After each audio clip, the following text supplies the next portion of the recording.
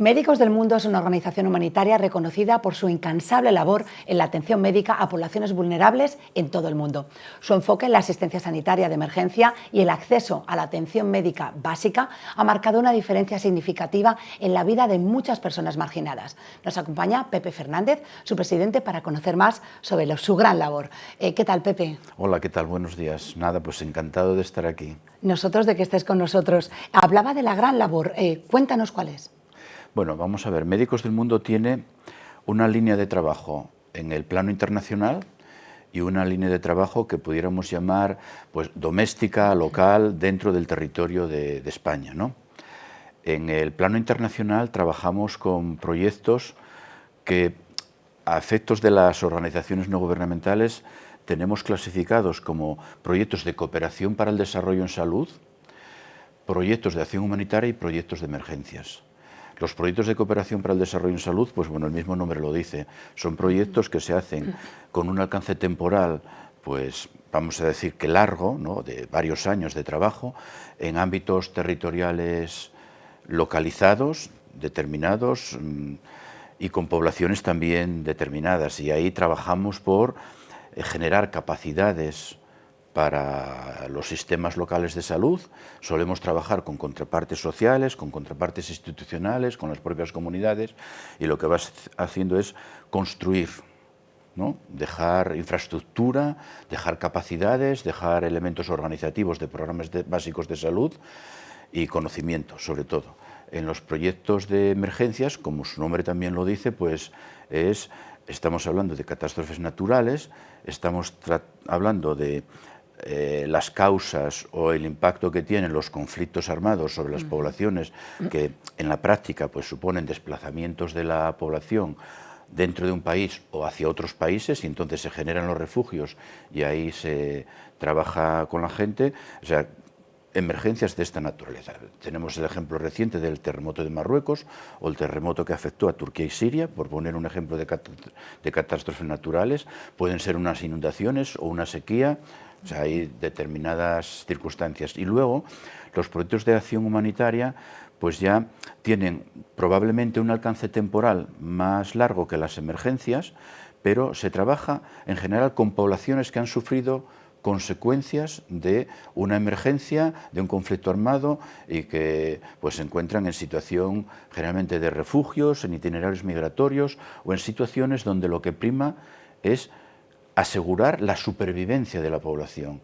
Más que generar situaciones de desarrollo, de mejora de niveles de salud, es trabajar con relación a la supervivencia. Ahora mismo estáis en Gaza, estáis en Ucrania, ¿no? Bueno, ¿qué labor estáis haciendo exactamente en estos países con ese conflicto? Vamos a ver, en Gaza y en Cisjordania hay un antes y un después, obviamente, de lo que está ocurriendo ahora mismo en la franja de Gaza. En Gaza hemos tenido una presencia ya de largo alcance temporal, con Médicos del Mundo Francia desde el 96 y Médicos del Mundo de España, en todo lo que va del siglo XXI, pues estamos con proyectos propios en Cisjordania y en Gaza. Y básicamente lo que hacemos es proyectos de salud mental y de atención psicosocial, por una parte. Tengamos en cuenta que es población refugiada y eso condiciona bastante los problemas de la salud mental, y luego también el apoyo en general, pero sobre todo en el plano hospitalario, a infraestructuras sanitarias palestinas, tanto en Gaza como en Cisjordania.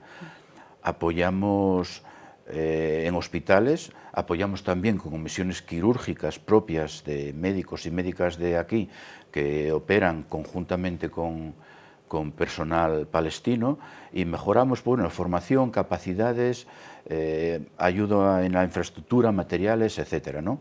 Tanto en Cisjordania como en Gaza. En Cisjordania hay una característica añadida, que trabajamos con población beduina, que es población con una especial, vamos a llamarlo así, dificultad social o un plus mayor de vulnerabilidad que tiene el resto de la población palestina, porque viven en zonas rurales de difícil acceso o también en las periferias de las ciudades, pero en una situación de mayor grado de vulnerabilidad, por decirlo de alguna manera, ¿no? Tienen características también particulares. Pero vino lo posterior al 7 de octubre del año pasado Y entonces, claro, las condiciones para el trabajo en Cisjordania se van haciendo cada vez más difíciles porque aunque no se publica tanto, la situación de agobio que sufre la población palestina es cada vez mayor, ¿no? Por las, bueno, pues, por las ocupaciones de los colonos israelíes con el apoyo del ejército y que cada vez se va produciendo mayor violencia, más muertes, etc.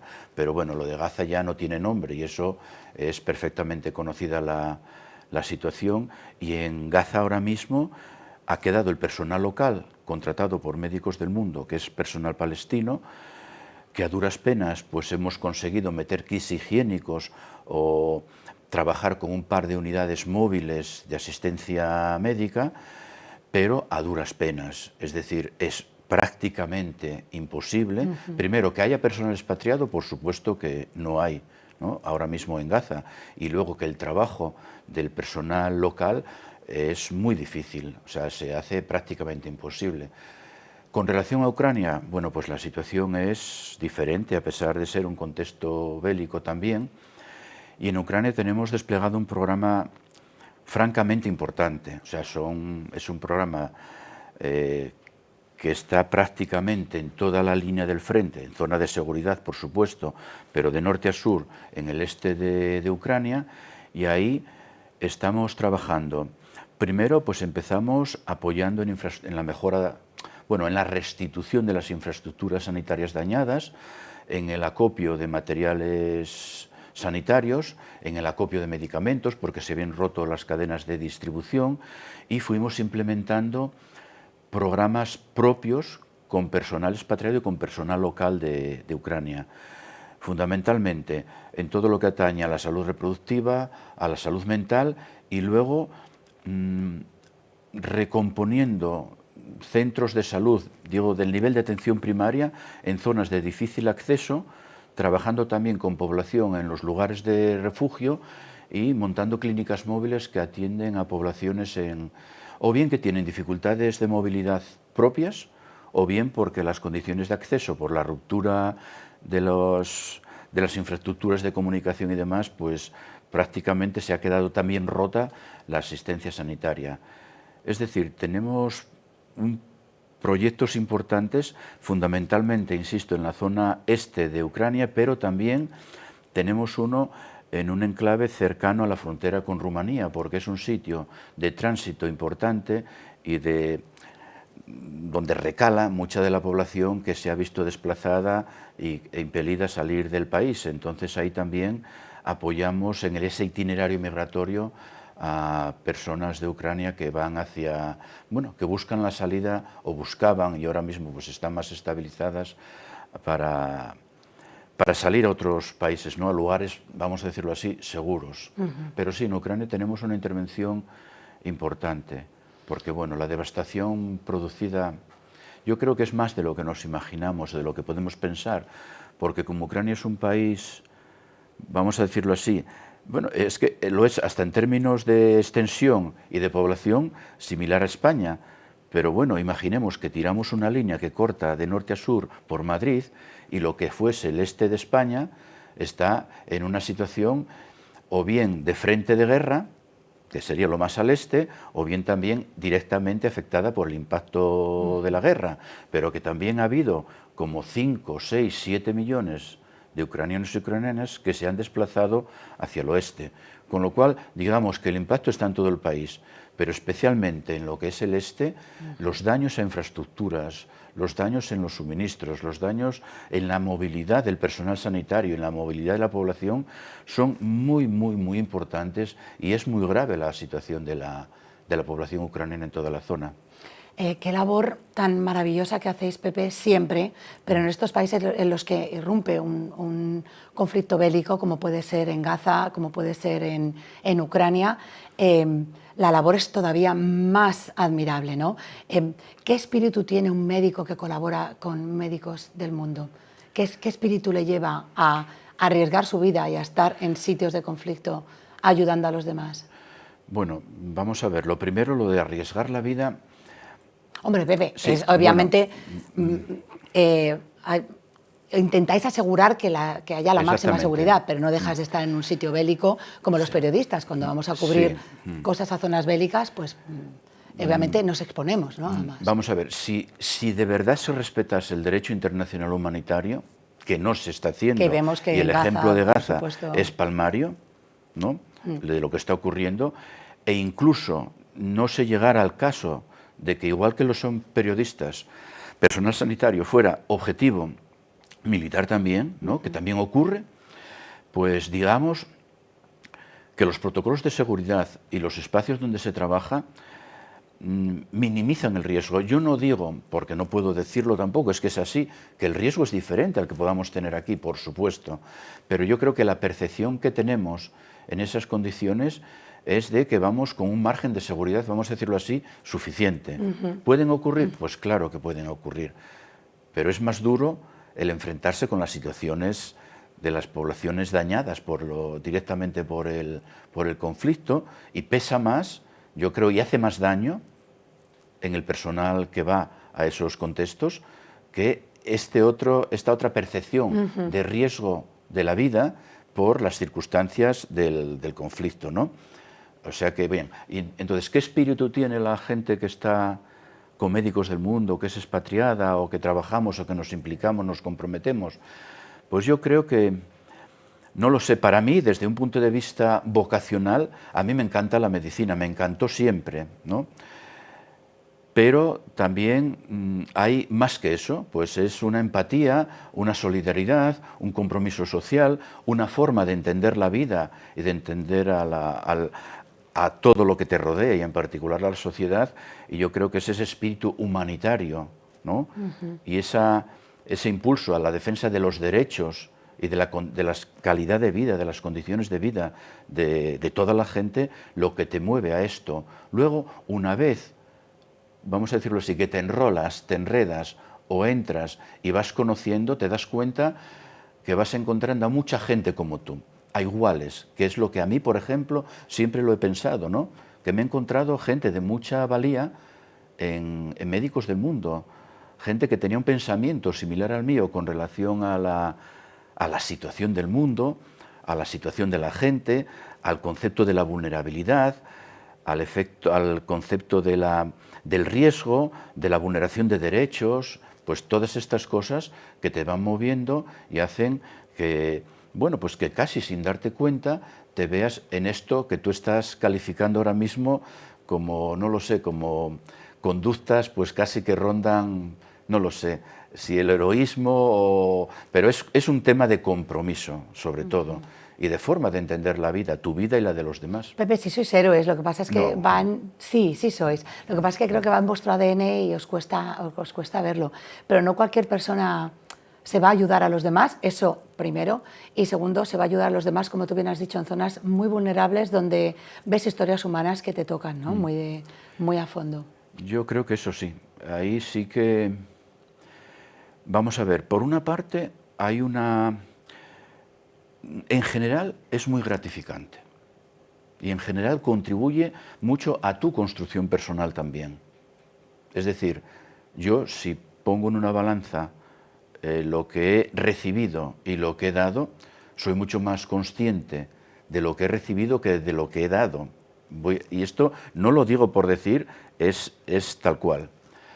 Entonces, esa es la primera cuestión. La segunda es que en todos los lugares y en los contextos más difícilmente imaginables de dificultad, hay vida. Y la pulsión de vida en la gente es muy poderosa.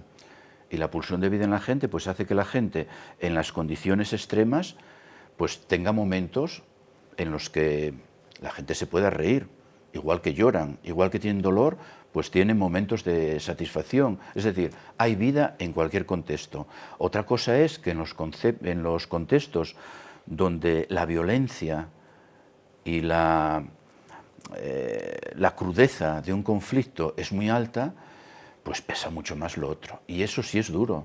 O sea, eso yo, vamos, quiero ser solidario también con la gente que en un contexto de una dureza como, por ejemplo, pueda ser la situación actual en Palestina, ¿no? Donde estás viendo pues amputaciones todos los días en niños y en niñas, o estás viendo que hay decenas de miles de niños y de niñas que vagan sin acompañamiento ninguno entre los escombros, buscando lo que sea, buscando comida o buscando familiares o buscando lo que uno no... O sea, quiero decir que esas situaciones sí son duras para la persona que las tiene que vivir.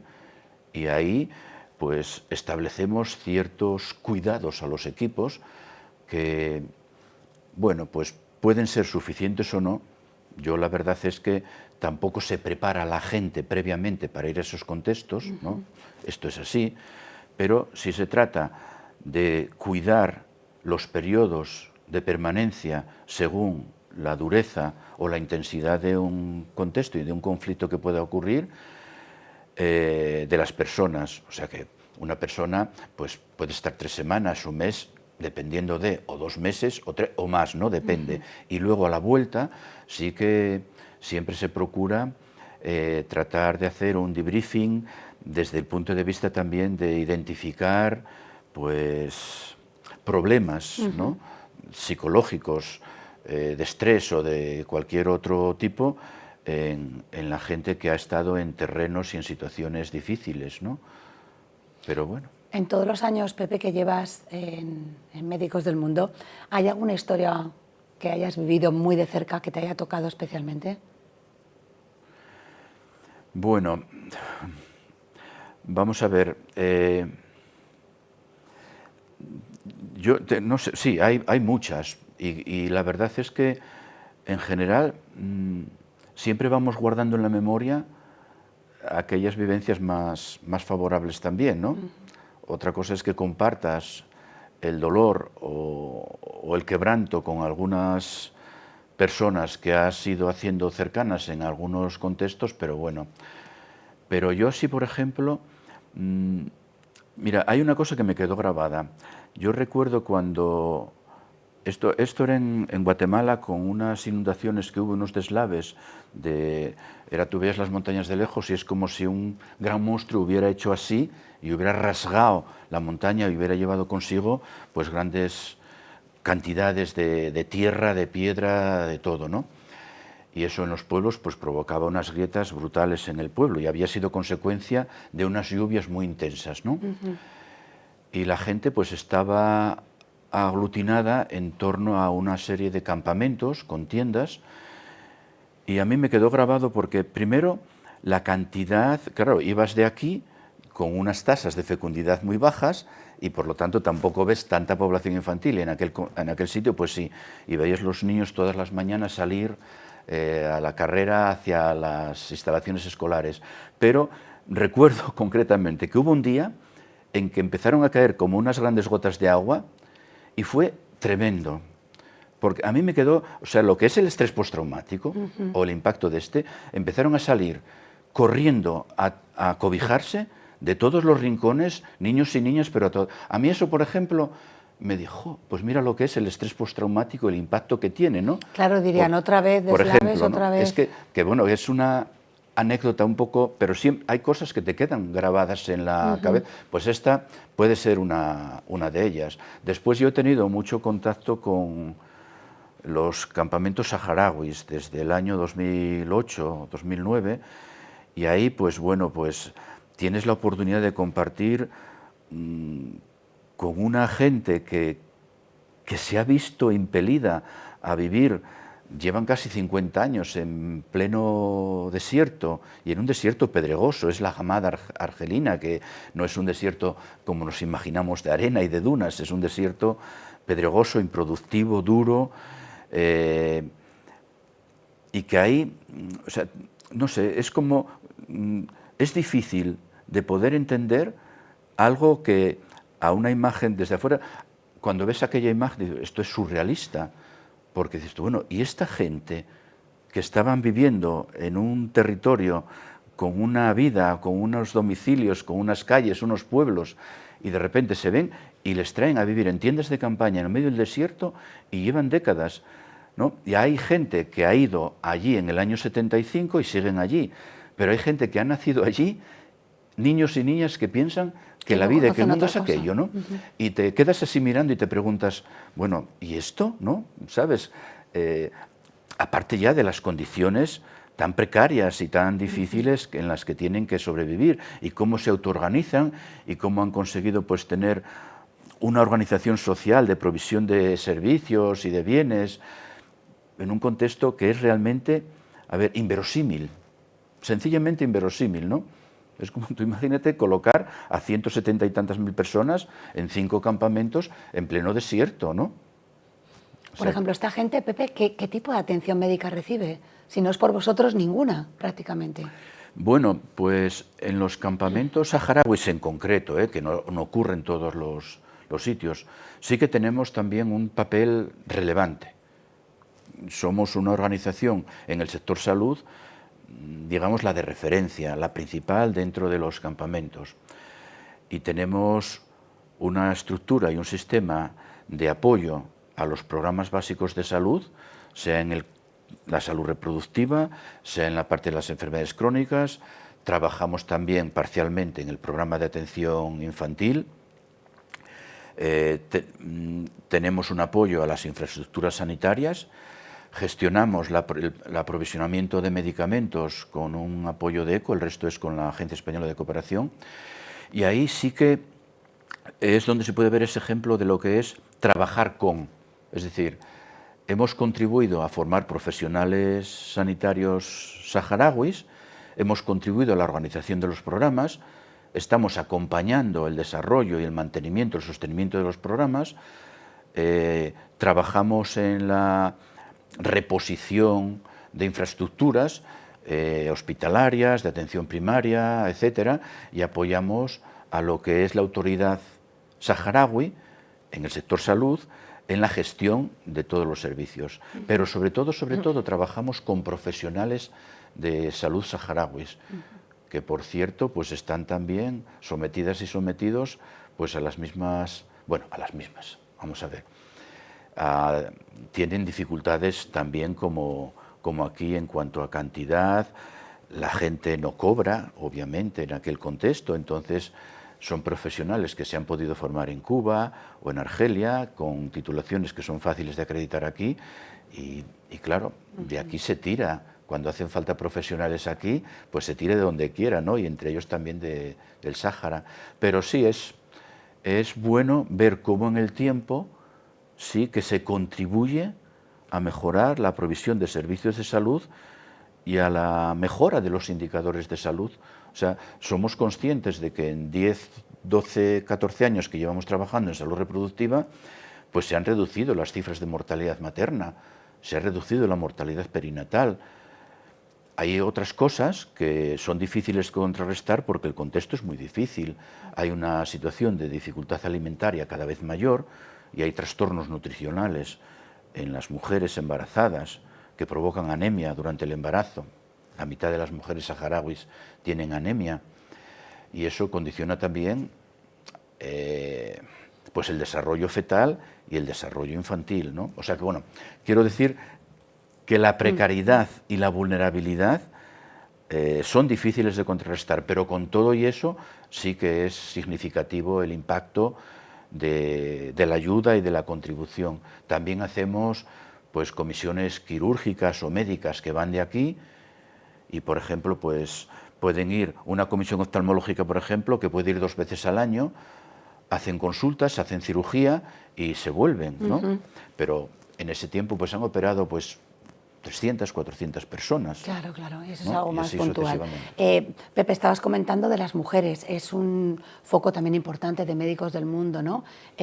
Ocuparse de la salud de la mujer en situación de vulnerabilidad. ¿Cómo es esta situación y qué temas abordáis con respecto a la mujer? Bueno, vamos a ver, por una parte tenemos en la idea y en la práctica la incorporación del enfoque de género en todo lo que hacemos. Es decir, igual que se puede hacer aquí, trasladamos allí incorporar la perspectiva de género de igualdad en todo lo que hacemos, ¿no? Es decir, considerando las diferencias biológicas y las circunstancias sociales y las diferencias que ambos factores provocan, pues trabajar de forma diferenciada necesidades de salud de las mujeres y necesidades de salud de los hombres, etcétera. Bien, esta es una parte. Pero luego, y sobre todo, le damos mucha intensidad a todo lo que concierne al ámbito de la salud sexual y reproductiva. Y digo esto en sentido amplio, porque ahí, en la salud sexual y reproductiva, incorporamos desde los derechos de la salud sexual de las mujeres, incluido pues la interrupción del embarazo y, en los contextos y adaptándonos también a cada contexto, pero también todo lo que concierne a la violencia contra las mujeres, en cualquier forma, ¿no? Incluyendo la mutilación genital femenina, por ejemplo, pero además, y por supuesto, el peso mayor de una forma en esfuerzo es todo lo correspondiente a toda la atención al control del embarazo, al parto, al puerperio, a esos primeros momentos de vida de la criatura y de restitución de la madre, y al acompañamiento en todo lo que es el proceso de crianza, de lactancia y demás, ¿no? O sea, esto, los proyectos de salud sexual y reproductiva o el componente de salud sexual y reproductiva en los proyectos de Médicos del Mundo, tratamos de que vaya siendo cada vez más, tenga un peso más importante en lo que hacemos, ¿no? Sea esto en Bolivia, o sea en los campamentos saharauis, o sea en cualquier otro país, o sea, por ejemplo, pues ahora mismo también en Ucrania o en cualquier situación. Pepe, has viajado a países donde la situación es muy vulnerable. Con toda tu experiencia, ¿qué dirías que es algo básico de salud que damos por sentado en muchos países donde tenemos te podrás quejar más o menos del sistema de salud, pero tenemos un sistema de salud asequible para todos y que funciona más o menos, o con más o menos críticas, pero ¿qué cosa básica de salud dirías? Si la gente supiera que esto no lo hay en este país, se quedarían asombradísimos. ¿Qué crees que es esa carencia básica que dices, no puedo creer que en el siglo XXI esto no esté pasando en ciertos países? Pues el acceso al agua, por ejemplo, que es muy fuerte, ¿no? Sí. Pero, o sea, hay mucha gente que si le pones un grifo delante, pues se sorprendería muchísimo, muchísimo, enormemente, por poner un ejemplo, o lo que es el hacerse cada día con el sustento básico para llegar al día siguiente. Digo, en el tema alimentario, nutricional, pero también la cantidad de enfermedades prevenibles que podemos encontrar en contextos por no tener acceso a sistemas de prevención primaria, de protección, como pueden ser las vacunas u otros sistemas básicos de conocimiento, por una parte, y de manejo, por otro, de medidas preventivas, ¿no? Es decir, que el paludismo, bueno, pues tiene medidas de barrera que podrían utilizarse, pero que son inaccesibles para mucha gente. El acceso a unas condiciones higiénicas básicas, pues eso es un determinante. O sea, como se suele decir, la tuberculosis es un problema social con un componente sanitario, ¿no? O sea, que quiero decir que hay muchas enfermedades que provocan muchísima morbilidad y mortalidad en la mayor parte de la población mundial. O sea, vivimos en un espacio de privilegio con relación a lo que es la norma, por decirlo de alguna manera, el gran bloque de la población mundial. Entonces, bueno, cosas básicas de esta naturaleza. Hay gente que, bueno, que le cuesta muchísimo poder llegar a una médica o un médico. O sea, ya no digo a una médica o un médico por no decir lo que es un personal o una persona con un perfil sanitario, ya no tan siquiera de formación académica, sino de una capacitación que permita tener ese plus de conocimiento sobre la protección de la salud que otras personas no tienen. Entonces, bueno, que es que el acceso a servicios de salud no es la norma en el mundo. La norma es la dificultad de acceso a la protección básica de la salud. Y se nos olvida, ¿no, Pepe? Los que vivimos en un mundo, como tú bien has dicho, mucho más privilegiado, sí, donde si te pica la garganta vas al médico y ya está, se nos olvida, ¿no? Que desde luego que sí. Así. Aquí tenemos un patrón de demanda, tenemos una vida muy medicalizada, probablemente excesivamente medicalizada, donde pues el consumo, vamos a llamarlo así, ¿no?, de servicios sanitarios forma parte de, bueno, pues de un mercado también, ¿no?, particular, pero que, bueno, pues que puede derivar de lo que vemos en la televisión o de los consejos, es decir, cualquier mínimo elemento de disconfort, no digo de sufrimiento, de disconfort en la vida, lo relacionamos con una pérdida de salud o con algo de enfermedad que es susceptible de ser tratado, consultado, medicalizado, en definitiva, ¿no? Sí. ¿Qué colectivos más vulnerables son los que más tratáis en Médicos del Mundo dentro de España? Sí. Vamos a ver, en principio, y ya porque tiene cierta relación con lo que hemos comentado hasta ahora, está el tema de la población inmigrada en España. Pero sobre esto sí que quiero decir cosas que son obvias. No, son evidentes, pero no son tan obvias. La población inmigrada tiene muy buena salud. Son gente joven, son gente sana y consumen muy pocos servicios sanitarios. Y esto hay que decirlo claro, porque realmente es así. Y sin embargo, se crea la imagen de que es la población inmigrada la que está metiéndose en el sistema sanitario público a ocupar espacios de asistencia que nos corresponderían a otra gente, ¿no? Cuando no es así realmente. De hecho, el saldo fiscal de la población inmigrada que ha sido regularizada, ahora mismo estamos ahí con este proyecto de ley que acaba de entrar en el Parlamento, que va en la línea de regularizar a unas 500.000 personas, ¿no?, que están en situación de irregularidad administrativa. Bueno, pues si estimamos el saldo que dejamos una familia española, ¿no?, normal, en el fisco, en relación a lo que aportamos por el IRPF o por la Seguridad Social, las cuotas y demás, y lo que consumimos en servicios de protección sanitaria y social, el saldo nuestro puede ser equilibrado o negativo, pero el saldo de la población inmigrada actualmente en España es un saldo positivo. Esto que quede claro de entrada. Luego, ¿qué ocurre?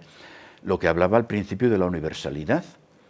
El sistema sanitario deja fuera a un grupo de población que es significativo cuantitativamente, pero muy minoritario, y esa gente tiene grandes dificultades de acceso a los cuidados de salud. Y ahí es donde Médicos del Mundo está trabajando, con estos grupos, con esta gente, que es minoritaria en el plano de lo que es el grupo total de población inmigrada, que en España, de los 47 millones de personas que somos, estamos cerca del 15% de población que no ha nacido en España.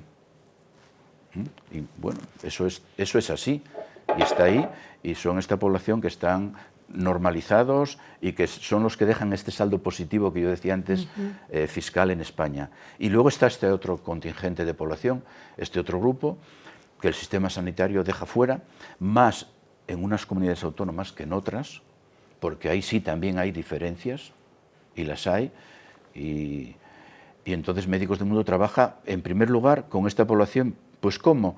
En algunos casos, pues prestando cuidados o asistencia, o facilitando el acceso al sistema sanitario, y siempre haciendo sensibilización e incidencia política, tratando de que esas barreras que hay se puedan ir rompiendo, ¿no?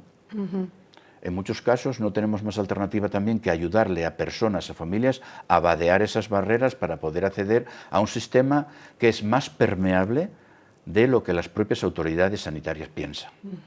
Es más solidario el sistema sanitario que lo son las instituciones en España. Y eso lo podemos comprobar también desde nuestra organización y se lo podrían decir muchas otras organizaciones que trabajan en esto. Después trabajamos con mujeres en situación de prostitución. O sea, Médicos del Mundo tiene una posición abolicionista respecto de la prostitución. Estamos contra la prostitución como institución. Ahora bien, estamos con las mujeres que están en situación de prostitución, que tiene diferencia, porque estas mujeres sufren pues violencia, es una violencia más de las violencias contra las mujeres, y luego pueden sufrir violencia sexual, viven en una situación, vamos a llamar, en algunos casos de esclavitud franca y en otros de semiesclavitud, pero con un control muy importante, y Médicos del Mundo trabaja con ellas en el plano de la prevención de enfermedades, en el plano de la atención psicosocial, porque bueno, pues también sufren de estrés, de insomnio, de ansiedad, de problemas de esta naturaleza, Y también, como sufren violencia, pues trabajamos en el proceso de restitución del funcionamiento personal de estas mujeres, de mejorar su condición, su situación, y bueno, pues si pueden tener expectativas de salida, pues que las puedan utilizar en condiciones competentes, solventes, de capacidades personales, ¿no? Trabajamos también de forma en todo lo que concierne, bueno, a la mutilación genital femenina. Que también pasa en España. Sí, también pasa en España, claro que sí. Pasa en España, no digo que sea significativo el número de casos que se pueden producir en España, hay que controlar también que no pase en periodos en los que las familias retornan temporalmente a su sitio y vuelven, ¿no? Pero es una práctica que aquí tenemos, que pasa, pero también tenemos muchas mujeres que han sido víctimas y son supervivientes de la mutilación genital femenina.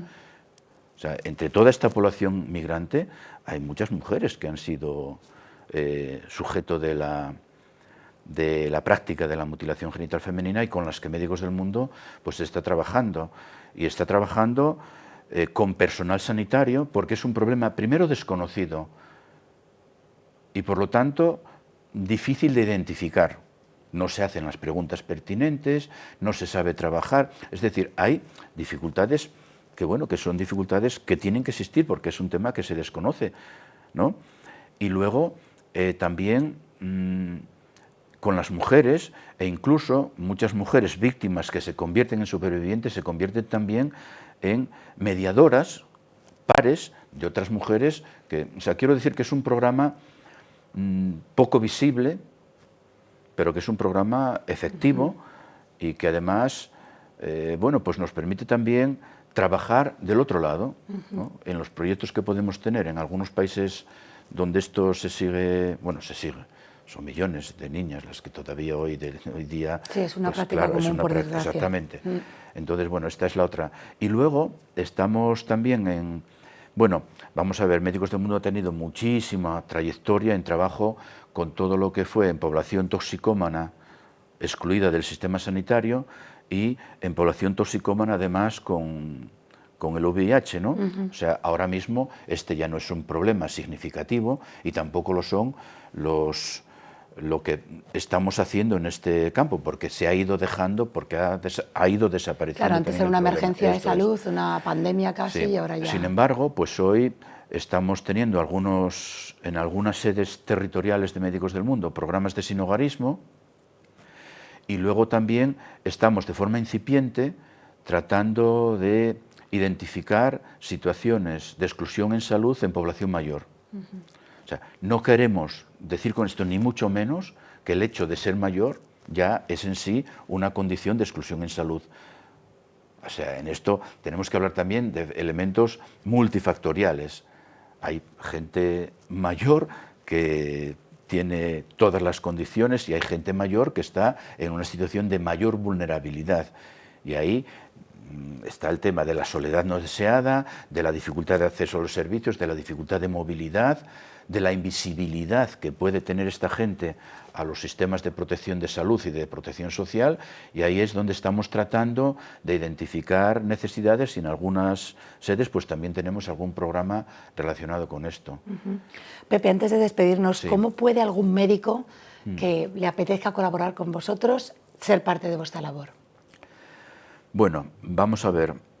En principio, una médica o un médico, una enfermera o un enfermero, una trabajadora, como cualquier persona, pueden colaborar con Médicos del Mundo, siendo socias de Médicos del Mundo, contribuyendo, primero, depositando confianza en Médicos del Mundo.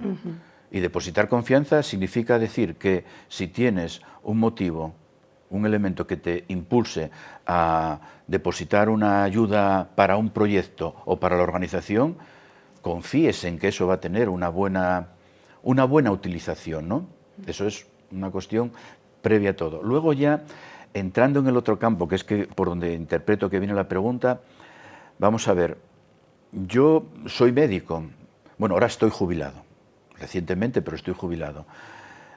Yo no sé, tampoco sabría explicar, bueno, sí sé por qué me acerqué a Médicos del Mundo. Fue en el año 96 como consecuencia de todo el drama producido a partir del genocidio de Ruanda y de la crisis de los Grandes Lagos. Hubo una movilización en España muy importante en torno a aquello, y a mí personalmente pues me movió también, me conmovió inicialmente y me motivó a contactar con Médicos del Mundo, a través de otra persona, como puede ocurrir siempre, pero a partir de ahí encontré pues un espacio de contribución, de colaboración, de compartir Tus conocimientos y de ponerlos al servicio de los más necesitados. Es un proceso de acercamiento, de que te muevan pues sentimientos de solidaridad, de compromiso social, de un concepto, como llamamos, humanitarista, ¿no?, del mundo y de la situación de grandes contingentes de población,